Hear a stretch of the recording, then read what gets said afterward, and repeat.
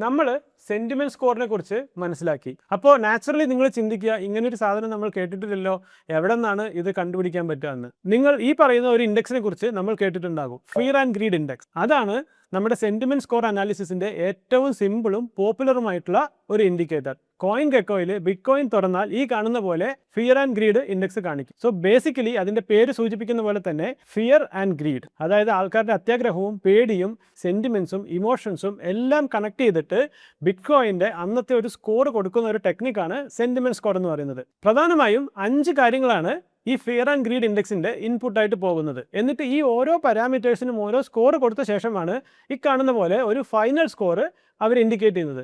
എന്തൊക്കെയാണ് ആ 5 പാരാമീറ്റേഴ്സ്? ഒന്നാമത്തത് മാർക്കറ്റ് വോളറ്റിലിറ്റി, രണ്ടാമത്തെ പാരാമീറ്റർ ആണ് ട്രേഡിംഗ് വോളിയം, മൂന്നാമത്തതാണ് സോഷ്യൽ മീഡിയ സെന്റിമെന്റ്സ്, നാലാമത്തെ പാരാമീറ്റർ ആണ് മൊമെന്റം ആൻഡ് ട്രെൻഡ്സ് എന്ന് പറയുന്നത്. അതുപോലെ തന്നെ 5ാമതായിട്ട് ഇതിൽ മെഷർ ചെയ്യുന്ന ഒരു ഫാക്ടറാണ് market dominance of other coins എന്നുള്ളത്.